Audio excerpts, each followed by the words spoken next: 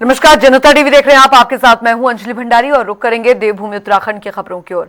बता दें आपको कि व्यय वित्त समिति की बैठक में कई योजनाओं को मंजूरी। अमृत 2.0 के तहत सहस्त्रधारा पेयजल योजना स्वीकृत। सतपुली बैराज और राजधानी पार स्टेशन आवास को हरी झंडी मिली है। डांडा लखौंड में शहरी विकास निदेशालय का नया भवन बनेगा। योजनाओं को समय सीमा में पूरा करने के निर्देश दिए गए हैं। तो बड़ी खबर, बड़ी जानकारी आपको यहाँ पर बता रहे हैं। व्यय वित्त समिति की बैठक में कई योजनाओं को मंजूरी मिली है। अमृत 2.0 के तहत सहस्त्रधारा पेयजल योजना स्वीकृत की गई है। सतपुली बैराज और हल्द्वानी फायर स्टेशन आवास को हरी झंडी दिखाई गई है और साथ ही ढांढा लाखौर में शहरी विकास निदेशालय का नया भवन बनेगा। योजनाओं को समय सीमा में पूरा करने के निर्देश दे दिए गए हैं। व्यय वित्त समिति की बैठक में कई योजनाओं को यह मंजूरी मिली है।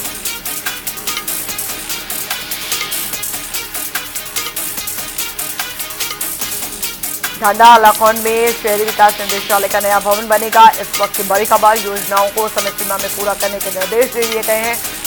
व्यय वित्त समिति की बैठक में कई योजनाओं को मंजूरी दी गई है। अमृत 2.0 के तहत सहस्त्रधारा पेयजल योजना स्वीकृत की गई है। सतपुली बैराज और हल्द्वानी फायर स्टेशन आवास को हरी झंडी दिखाई गई है। डांडा लखौंड में शहरी विकास निदेशालय का नया भवन बनेगा। योजनाओं को समय सीमा में पूरा करने के निर्देश दिए गए हैं। व्यय वित्त समिति की बैठक में कई योजनाओं को मंजूरी मिली है।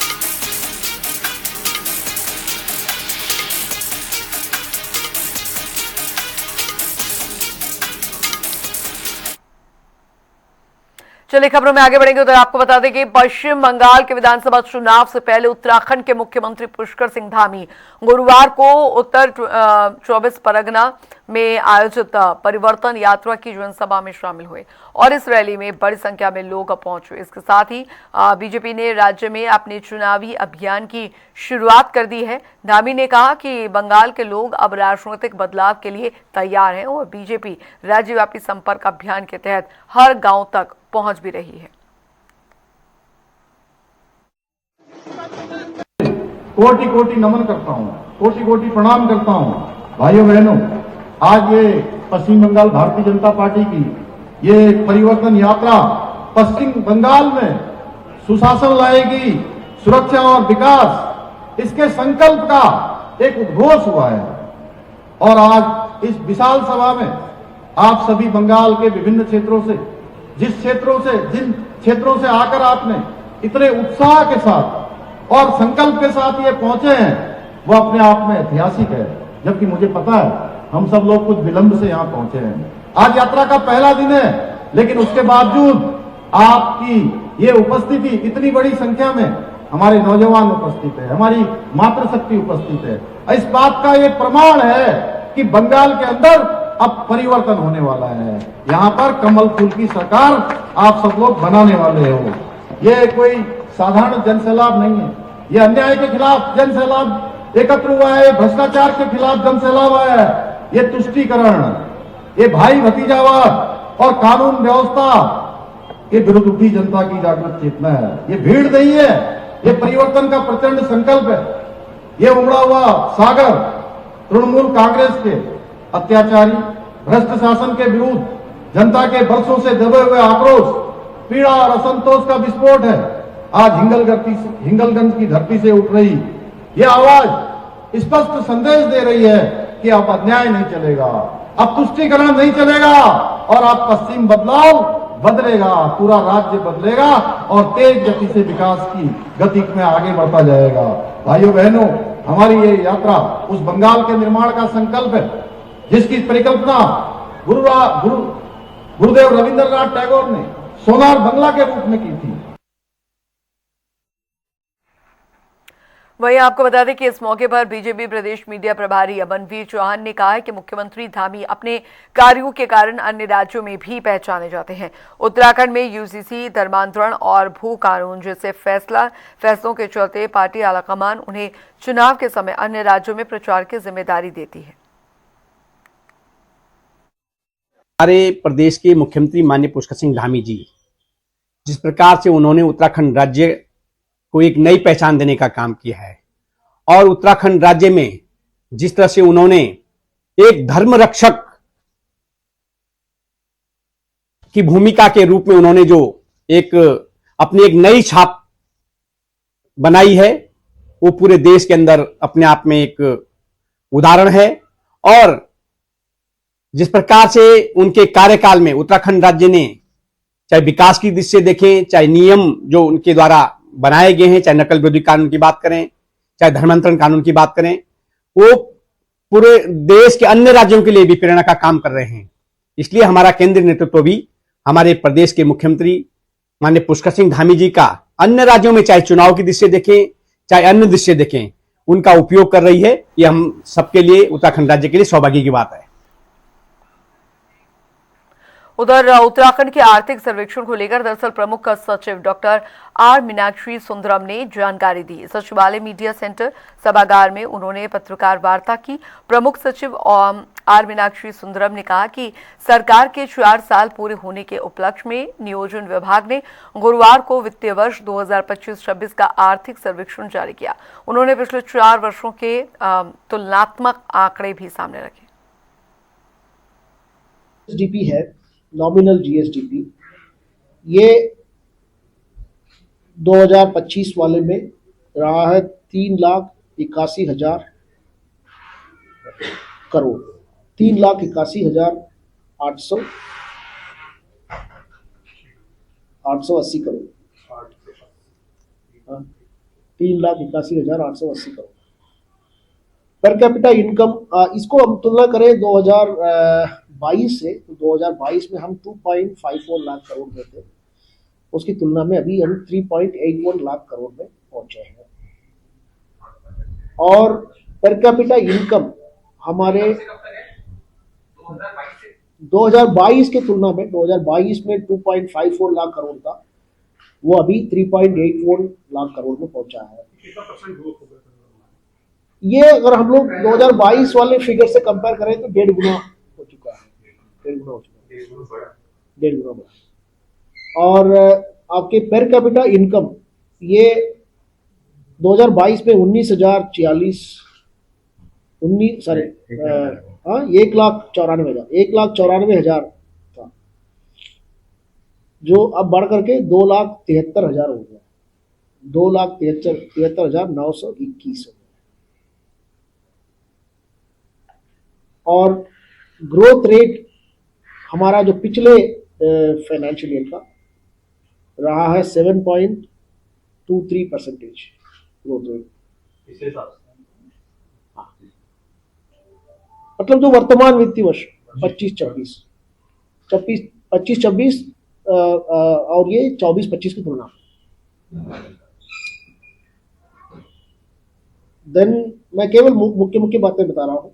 मल्टी डायमेंशनल पॉवर्टी इंडेक्स, गरीबी का हमारा जो इंडेक्स है, जो भारत सरकार द्वारा अप्रूव्ड इंडेक्स है, उसमें 2022 में हम 9.7 में थे, अब वो घट करके 6.92 में पहुंच गए। 6.92 मतलब गरीबी में गिरावट आई है। लेबर फोर्स पार्टिसिपेशन रेट, ये एक तरह से आपका रोजगार की स्थिति को दर्शाता है। ये 60.1 में थे हम लोग 2022 में, अब हम 64.4 में हैं, मतलब 4.3% का इम्प्रूवमेंट रोजगार के सिनेरियो में हुआ है। 64.4।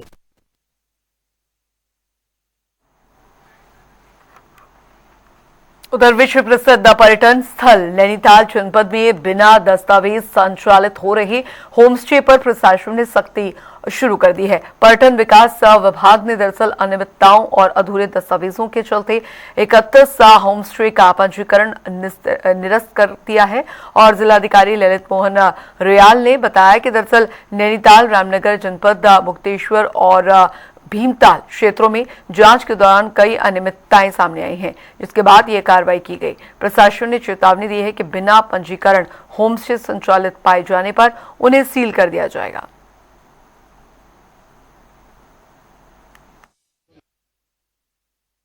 जनपद में पर्यटक नगरी होने के नाते जो हमारे रिजॉर्ट होटल संचालक हैं, उसमें बार बार ये बात सामने आ रही है कि होम स्टे में कुछ स्थानों पर उसे होटल की तरह संचालित किया जा रहा है। यहाँ पर पार्किंग के लिए पर्याप्त स्पेस नहीं है। तो अभी पहले चरण में 30 होम स्टे संचालकों के विरुद्ध कार्रवाई की गई है, उनके पंजीकरण रद्द किए गए हैं।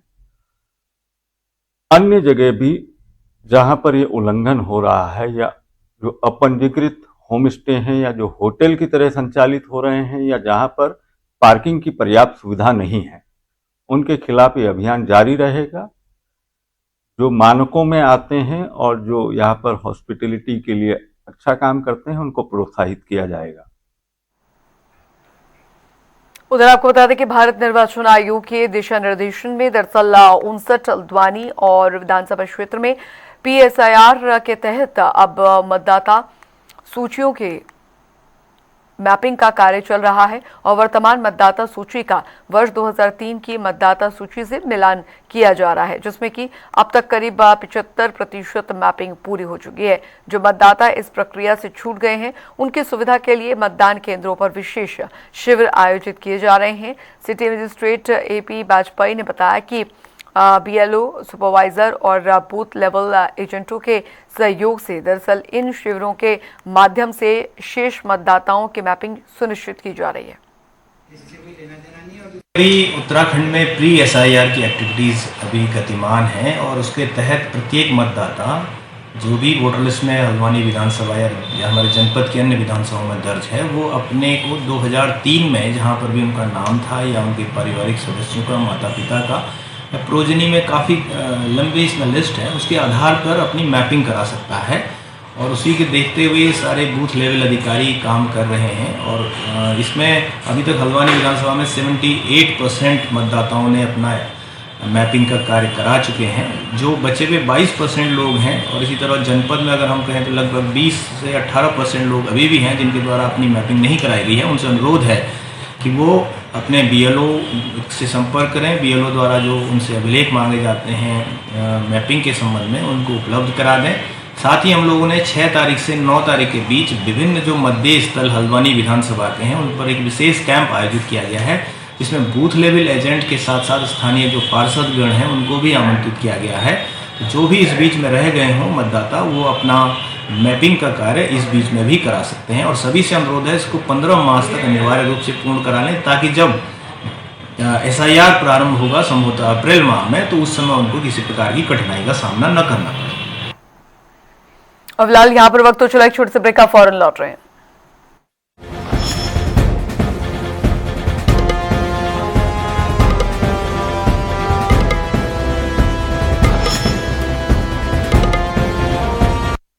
कुछ पल तुम्हारे साथ बिताए हुए पल मेरे साथ रहेंगे जिंदगी भर।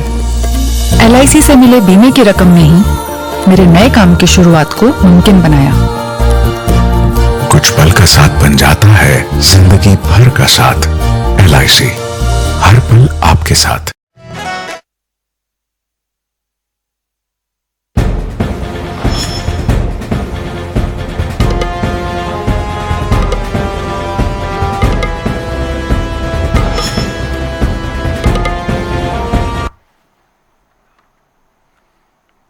ब्रेक के बाद स्वागत है। खबरों में आगे बढ़ेंगे। बता दें कि देहरादून में सनातन और आपको बता दें कोटद्वार प्रकरण को लेकर बीजेपी और कांग्रेस के बीच में तीखी बयानबाजी देखने को मिली है।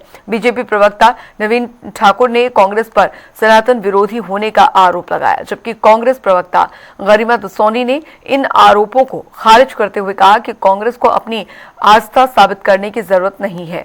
कोटद्वार मामले को लेकर अब दोनों दलों के बीच में सियासी घमासान तेज हो गया है और आरोप प्रत्यारोप का दौर जारी है। सनातन की बात ना ही करे तो अच्छा है। ये वही कांग्रेस है जो सनातन पर लगातार प्रहार करती है। कोई सा भी मौका हो, कांग्रेस सनातन की बेइज्जती करने में, सनातन का अपमान करने में कहीं नहीं छोड़ती। और ये वही कांग्रेस है जिनके मुख्यमंत्री ने कहा था कि कांग्रेस का मतलब केवल और केवल मुस्लिम है और कांग्रेस मुस्लिमों की पार्टी है। और उनकी इस बात की जो है तस्दीक उनके राष्ट्रीय अध्यक्ष, पूर्व राष्ट्रीय अध्यक्ष ने भी की है, उनके युवराज ने की है। आपने देखा यहाँ पर किस प्रकार कोटद्वार में जो दीपक कश्यप था, तब तक तो उन्हें किसी ने नहीं पूछा, लेकिन जैसे ही उन्होंने अपने नाम के आगे मोहम्मद लगाया, कांग्रेस को उन पर जो है प्यार उमड़ पड़ा और उनके राष्ट्रीय अध्यक्ष ने उनको बुलाकर उनकी आर्थिक सहायता की और उनको जो है आश्वासन भी दिया कि भविष्य में किसी भी प्रकार की कोई भी जरूरत होगी तो कांग्रेस उनके साथ खड़ी है। तो इसलिए कांग्रेस सनातन की बात ना करे तो ही अच्छा है। देखिए, शायद इसी को कहते हैं जाकी रही भावना जैसी, प्रभु मुहूर्त देखी तिन तैसी। कांग्रेसी अपने को सनातनी कहते नहीं, हम सनातनी हैं नवीन ठाकुर, किसी के सर्टिफिकेट की हमें जरूरत नहीं है। तमाम तुम्हारे नेता दर्जन भर से ज्यादा गिना दूंगी जिन्होंने मुस्लिम्स में शादी कर रखी है। तो ऐसे में लेक्चर तुमसे तो कम से कम हमको नहीं चाहिए। और मोहम्मद लगाने के बाद नहीं, इंसानियत की मिसाल जो पेश करी है दीपक ने कोटद्वार के, उसको सराहना करी है राहुल गांधी जी ने। उसकी जान को लगातार जिस तरह से खतरा बना हुआ है, जिस तरह से हर छोटा बड़ा हिंदूवादी संगठन प्रेस कॉन्फ्रेंस करके कोई उसके सर की कीमत लगा रहा है, कोई उसके व्यवसाय की कीमत लगा रहा है, कोई कह रहा है हम कूच करेंगे, पुलिस प्रशासन तुम बीच में मत आना, मुख्यमंत्री पुष्कर सिंह धामी तुम्हारी सरकार बीच में ना आए, हम उसको ठिकाने लगा देंगे। उसको सब्बल देने का काम किया है। यही हिंदू धर्म सिखाता है। हिंदू धर्म तो अपार सागर के जैसा है, वो तो प्रेम, सब्र, ये सब सिखाता है। कहीं ना कहीं जो दीपक ने करके दिखाया वो एक प्रेरणा बनेगा। उसने इतिहास में अपना नाम दर्ज करा दिया और दीपक से प्रेरणा लेकर आज देश के हजारों करोड़ युवा वो करने के लिए कुल बुला रहे हैं जो दीपक ने किया। अभी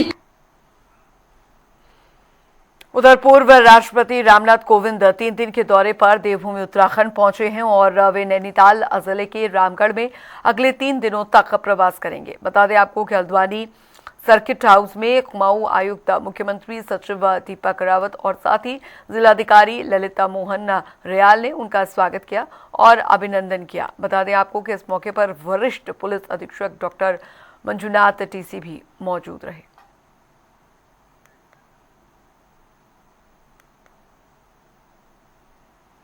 उधर आपको बता दें कि योग गुरु बाबा रामदेव ने दरअसल वैश्विक हालातों पर गहरी चिंता जताते हुए कहा कि दुनिया इस समय बेहद नाजुक दौर से गुजर रही है और कई देशों के बीच युद्ध जैसे हालात बने हुए हैं। आपको बता दें उन्होंने रूस यूक्रेन संघर्ष और इजराइल और ईरान के बीच बढ़ते तनाव का जिक्र करते हुए नेताओं से संयम और परिपक्वता दिखाने की अपील की है। रामदेव ने कहा कि भारत की विदेश नीति पर अनावश्यक आलोचना से बचना चाहिए और इस समय राष्ट्रीय एकता सबसे जरूरी है। 1 करोड़ से ज्यादा लोग मिडिल ईस्ट में फंसे हैं जो 10-11 लाख करोड़ से ज्यादा की पूंजी कमा करके अपने देश की आर्थिक समृद्धि में भी योगदान देते हैं। बहुत बड़ी बात है। उनकी जीवन की सुरक्षा, उनके आगे रोजगार और उनके स्वावलंबन की, उनके कैरियर की, उनके भविष्य की चिंता भारत सरकार यद्यपि कर रही है। नाजुक स्थिति है और इसमें भी किसी भी प्रकार की राजनीति ना करके हमको यह सोचना चाहिए कि इस सारी त्रासदी से मिडिल ईस्ट को भी उभारा जाए। और उनके अपने देशों की आबादी तो बहुत थोड़ी है, चाहे वो दुबई हो, अबू धाबी हो, और भी कतर हो, ओमान हो या सऊदी अरबिया हो, मूल आबादी वहां के लोगों की बहुत थोड़ी है। भारत सहित पूरी दुनिया के लोग ही वहां पर बसे हुए। इसलिए ये जो मिडिल ईस्ट का संकट है, जैसे अमेरिका को कहा जाता है कि पूरी दुनिया वहां पर बसती है, ऐसे मिडिल ईस्ट में पूरी दुनिया बसती है। हरिद्वार में आंगनबाड़ी राशन सप्लाई में बड़ी गड़बड़ी का खुलासा हुआ है। देहरादून के डीएम 7 बंसल ने भगवानपुर स्थित सेंट्रल गोदाम पर अचानक से छापेमारी की। निरीक्षण के दौरान कई पैकेटों पर मैन्युफैक्चरर और एक्सपायरी डेट संदिग्ध पाई गई, जबकि कुछ पैकेटों पर तारीख का जो कोई भी स्पष्ट उल्लेख ही नहीं था। छापेमारी में गोदाम में बाल श्रमिक भी काम करते मिले। डीएम ने सख्त कार्रवाई करते हुए गोदाम संचालक के खिलाफ मुकदमा दर्ज करने के निर्देश दिए और सप्लाई की गुणवत्ता की जांच के लिए खाद्य सामग्री के सैंपल भी लिए।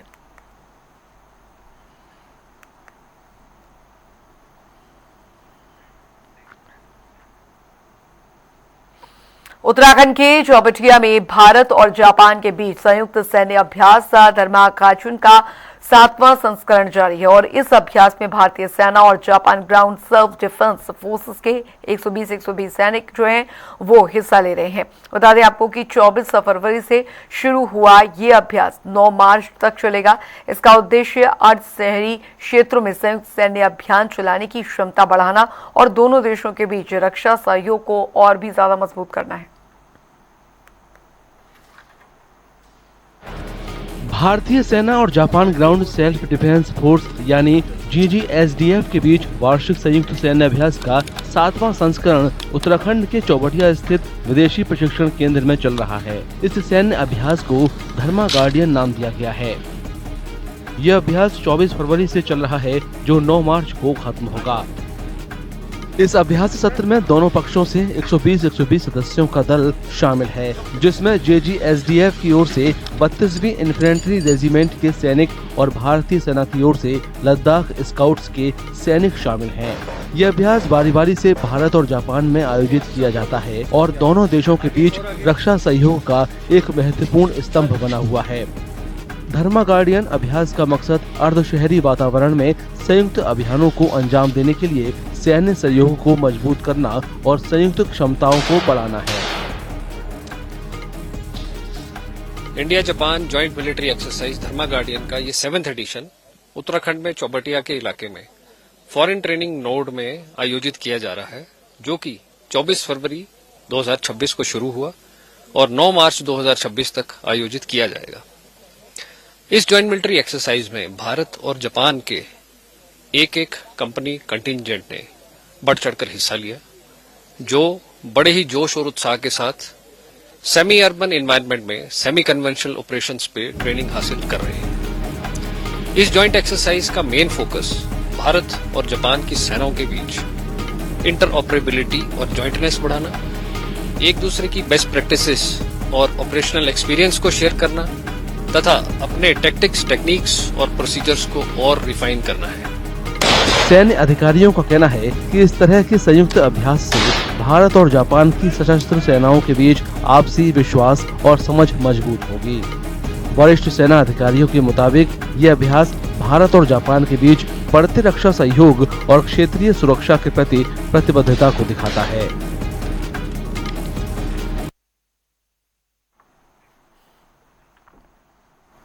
उधर आपको बता दें कि ईरान में चल रहे युद्ध के बीच उत्तराखंड के देहरादून जिले के अंबाड़ी गांव में दरअसल चिंता का माहौल है। गांव के 2 परिवारों के सदस्य ईरान में फंसे हुए हैं, जिससे परिजन बेहद परेशान है। गांव के निवासी जाकिर हुसैन अपनी बेटी और उसके परिवार की सुरक्षा को लेकर चिंतित भी हैं। उनका कहना है कि कुछ दिन पहले सिर्फ आधे मिनट बात हो पाई थी और इसके बाद से कोई संपर्क नहीं हो पाया है। परिवार सरकार से अपने परिजनों को सुरक्षित वापस लाने की गुहार लगा रहे हैं।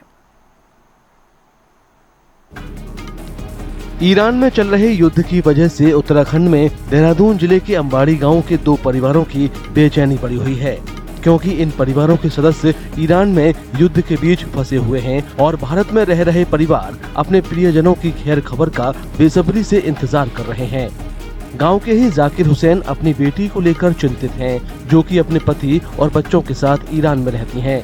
पिता का कहना है कि उनकी बेटी से कुछ दिन पहले आधे मिनट तक ही बात हो पाई थी, उसके बाद से बातचीत नहीं हो पाई है। ईरान में मेरी बिटिया है और दामाद है, बिटिया का एक लड़का है, भाई हैं, भाई के बच्चे हैं और उनके बच्चों के बच्चे भी हैं जी। क्या कब बात हुई थी आपकी, आखिरी बार बात कब? मेरी परसों रात को करीब 10 बज के कुछ मिनट पे या 10 बजने के कुछ मिनट पे सिर्फ आधा मिनट या 1 मिनट बात हुई थी, बाकी कुछ नहीं बता पाई। वो कहने कि हम ठीक है, आप फिक्र मत करना, यही बात हुई, तब तक फोन कट गया। जाकिर हुसैन का कहना है कि LIU के जरिए उन्हें परिवार के बारे में जानकारी मिली थी, लेकिन उसके बाद से कोई और जानकारी उन्हें नहीं मिली है। भारत सरकार से एक उम्मीद करते हैं कि उम्मीद यही है कि भारत सरकार ही इनको वापस ला सकती है। बस एम्बेसी वगैरह में कहीं बातचीत हुई? कोई बात नहीं हुई, एम्बेसी वगैरह में कहीं कोई बात नहीं हुई हमारी। विदेश मंत्रालय के कुछ अधिकारियों ने आपसे संपर्क किया? किसी ने कोई संपर्क नहीं किया। मैंने बिटिया को एक दिन कहा था, मैंने कहा बेटा मैंने आप लोगों का वो पासपोर्ट वगैरह सारा LIULO पे दे रखा, पहले भी दिया था, शायद वो 12 दिन की जंग हुई थी उस दौरान भी यहाँ से दिया था। तो कहने लगे वो हमसे भी लेके गए हैं पहले, अभी तक तो कोई वहां पे भी नहीं आए। अंबाड़ी गांव के ही रहने वाले अयूब खान भी अपने भतीजे को लेकर चिंतित हैं, जो पत्नी के साथ ईरान में रहता है। अयूब खान को उम्मीद है कि भारत सरकार उनके भतीजे के परिवार की वापसी में मदद करेगी। ईरान में भतीजा है मेरा और बहू है हमारी ना, उसकी घर वाली है, वो भी पीछे आए थे यहाँ पे, उसके बाद फिर चले गए थे, तो इत्तफाकन वहाँ जंग हो गया, तो अभी ये वहीं पे ही है, फंसे हुए हैं। तो ये अभी जनवरी में चले गए थे, वैसे पढ़ तो 4-5 साल से रहा है वहाँ पे, तो बीच में आए थे, फिर अभी जनवरी में चले गए। तो हम सरकार से ये चाहते हैं कि उनको भी प्रोटेक्ट किया जाए, वहाँ से अगर लिफ्ट वगैरह करेंगे तो सरकार का सहयोग हो और वो कुशल सकुशल अपने घर आ जाए। इजराइल अमेरिका के साथ ईरान का युद्ध खत्म होने की बजाय बढ़ता ही जा रहा है। ऐसे में ईरान में रह रहे भारतीयों के परिजन भारत में अपने परिजनों की सलामती की दुआएं कर रहे हैं और उन्हें उम्मीद है कि सभी सही सलामत वापस अपने वतन लौट आएंगे। और चलिए इसी के साथ इस बुलेटिन में अभी के लिए फिलहाल इतना ही। वक्त हो चला एक छोटे से ब्रेक का।